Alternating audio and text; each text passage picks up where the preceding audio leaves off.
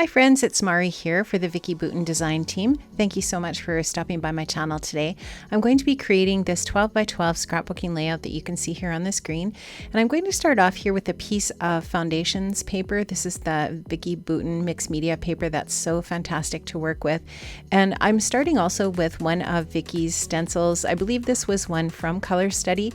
I'm just taking some texture paste, and what I'm doing with the stencil is trying to create a circle with that shape or with that texture background within that shape of the circle. So you can just see here I'm trying to work that paste around, and when I peel off that stencil you can just see that shape of a circle there in behind. So I wanted to create 3 little circular areas here for the base for my project today.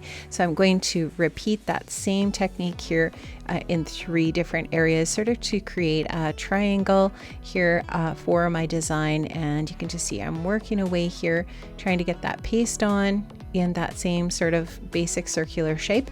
Then I'll also go up to the upper sort of right area there and create that same sort of pattern in that area as well. And it does take just a few minutes for this texture paste to dry. So I do set this aside and let that dry. And I also dried it, I would imagine, a little bit as well with my heat tool.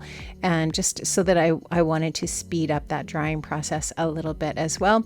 So once that's all dry, I'm ready to go ahead with the next step. Now this is the beautiful mood board paper from Color Study. Just love this paper so much. And I hadn't used this side of the paper yet. So this paper is definitely the inspiration for the colors that I use for this masculine layout that focuses on a photo of my son. So this is some Salvage Patina Distress Oxide Spray, and I'm going to spray 3 different colors of oxide spray on the textured patterns here on these circles, and just to create a little bit of color. And I really wanted to imitate the colors that are in that paper again, just to bring that into the background. So you're just going to see me moving that spray around with water and just using my baby wipe to sop up some of the extra pigment there. I didn't want it to be too dark, so I do add a little bit more water in just to make it go a little bit lighter, just kind of like a sort of a really dreamy, soft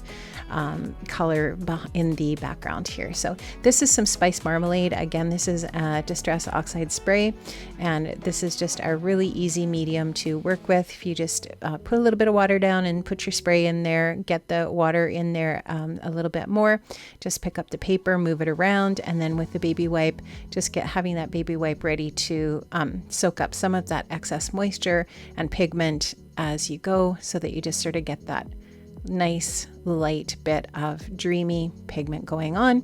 And you can just see how I bring in the brush just to move the pigment around a little bit where I want it, just to control it a little bit more, and then of course drying it with my heat tool.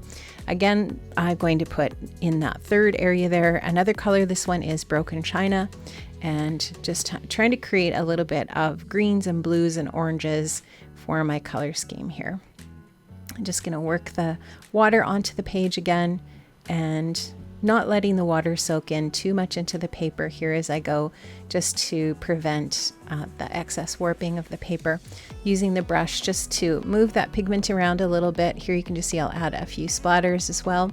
And again, picking up the excess moisture, and I will come in with my heat tool and dry that, and it will basically be finished at this point. So I will add a few more splatters with the different colors to the different areas, the different circular areas, just to add that little bit of extra texture.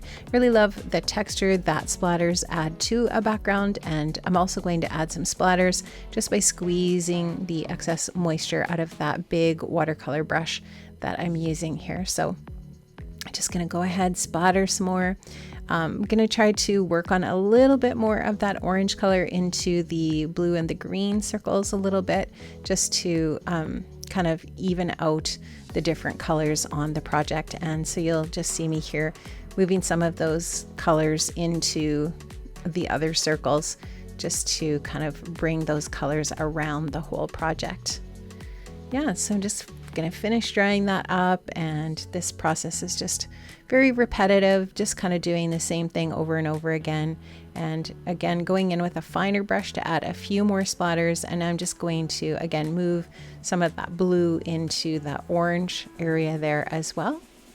Really love this color combination, and that paper, the mood board paper, the colors are just so pretty. And like I said earlier, that was definitely the reason for choosing these colors, because that color scheme in that paper I think is just so pretty. I am a huge fan of blue and orange together, and then a little bit of that green mixed in with that Salvage Patina. The Salvage Patina is kind of more of a teal color, but I didn't want to use bright green necessarily in my background, so I just thought that was a good compromise, bringing in a little bit of green. I'm just drying the back of the paper as well, just to kind of get it all dried up and ready to start to work on the details of the project. So I love doing these mixed media backgrounds. I just find that they're so fun to do, and yeah, just really enjoy that process. So now what I did with my mood board paper is I just cut a bunch of 1-inch strips with my trimmer, and I'm going to use those strips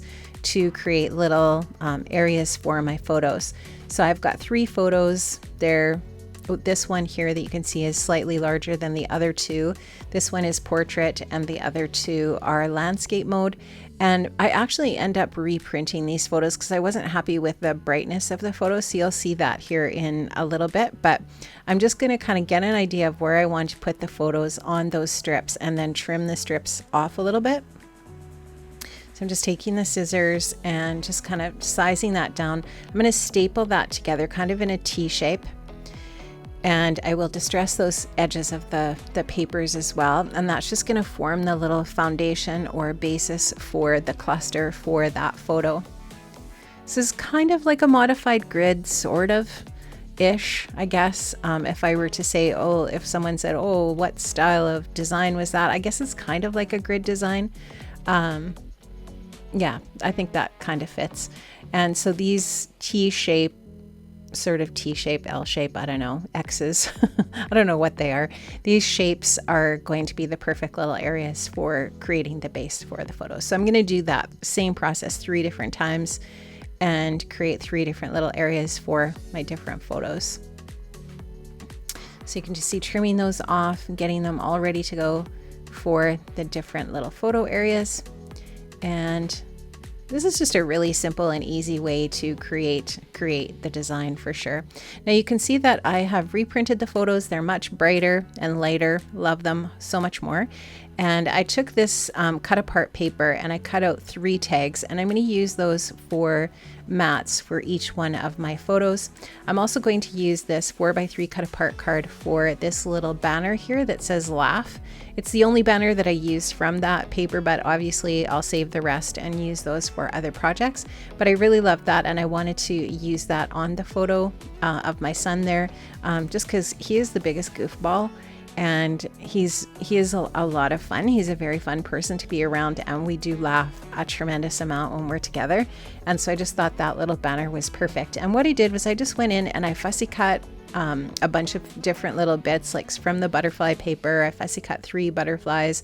I fussy cut those florals from the floral paper, and just for some embellishments for my project. And now I'm going to just, I've added the photo to that tag, the larger photo, and you can just see how that's going to work really nicely on the photo strips as that mat. So just kind of like creates this base or home for that photo. I'm just going to use some craft foam behind that photo, and that's just going to pop the photo up a little bit. I'm going to use a little bit of liquid adhesive on there and get that glued onto the mixed media base. And I have put something heavy, a little paperweight on top of that, so that it, has a chance to really adhere well to that texture paste background there. I'm going to use the exact same process on each one of these 3 photos, going ahead and putting the photo down onto the tag, and then the tag onto those strips. I'll add the craft foam to the back there to give that some dimension, and then use the liquid adhesive to stick the craft foam down to that mixed media area. So the idea of the liquid adhesive on the mixed media on the texture paste is that texture paste is not going to, nothing is going to stick to that if it's just a tape runner or something like that you're using. It has to be, I feel, a really nice strong like liquid adhesive to really bond to that texture paste or the mixed media. So just so that you don't want to have to go into your albums or wherever you keep your photos and find that stuff has fallen off of the mixed media, it's really important to use a good strong adhesive. So you can just see I'm using the paper weight on each one of the photos once I get it stuck down. And now you can just see this nice triangulation of the design. We've got the 3 different little photos kind of in a triangle pattern. Now what I did was I took another one of the papers. I didn't write all of the paper names down, but I will be sure to link them up in the description box below. But this is another one of the color study papers, and what I did was I just cut the paper into rings by cutting a small circle and then a larger circle around the smaller circle area. And now I've got these rings of paper. I'm just going to add some gold glaze, some of Vicki's gold glaze to these, very similarly to one of the previous layouts that I did where I used texture paste to create a lot of texture on the rings. And here you can see I've sized the foundations paper down considerably. It's now about, I want to say 11 by 11. I added one of the other pattern papers, that orange dot paper, to the back, and then a piece of aqua cardstock as the final base.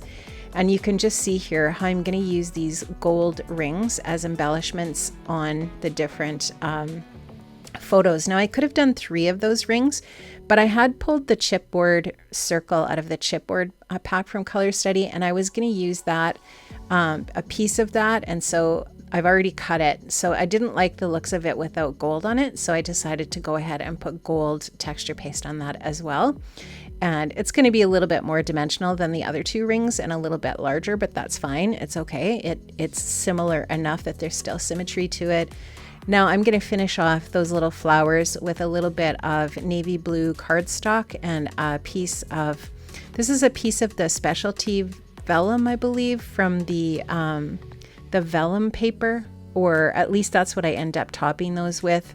At this point, I think it might just be a circle that I've die cut out of or punched out of the mood board paper, but I do add some vellum later to those flower circle areas. And then you can see I chose the Love This chipboard circle piece for that largest flower by the largest photo there. This is a little die cut piece from one of the ephemera packs. I'm just going to cut that into little pieces and add that as another layer to each one of the photo mat areas. So I'm just going to trim that out. It's nice that there's lines on that paper just so that you can follow the lines when you're trimming it out. And just trying to add a little bit of detail to each one of the photos, but I didn't want it to get too busy and too much. So I'm just trying to balance off how much I add to each one of the different little photo areas. And I really like that lined die cut piece from the ephemera pack, this piece that I'm putting in here that I've cut into strips. I think it's just fun and adds a little bit more of that dark teal to the different photos. And I'm going to just use the butterflies then to fill in some of the areas. Now I am going to place lots of these little bits onto the project with some foam adhesive, like these butterflies are going to be popped up with a little bit of dimension. Now I've got everything placed where I want it, and I want to just cover some of the little bits up to avoid getting splatter on my photos and that kind of thing. But I'm just going to go ahead in with some white Dina Wakley gloss spray and splatter away here. At this point you can see that I do have that little bit of vellum on the 2 flowers on the right side, so I just hole punched with an 1-inch punch some of the circles from the specialty paper from Color Study, and those really pretty little vellum circles just finish off those flowers so nicely. I have linked up to all of the different products that I have used for this project in the description box below, so you can go ahead and check those out if you would like. And I've also linked up to where you can find Vicki on Facebook and her blog as well. Love how this turned out so much. This is just a really fun masculine layout with Color Study. Love how it looks. I really like that it's bright, but it's also a little bit subtle. Tons of room still for a little bit of journaling on the layout as well. Thanks for watching, everyone. I'll see you soon. Bye-bye.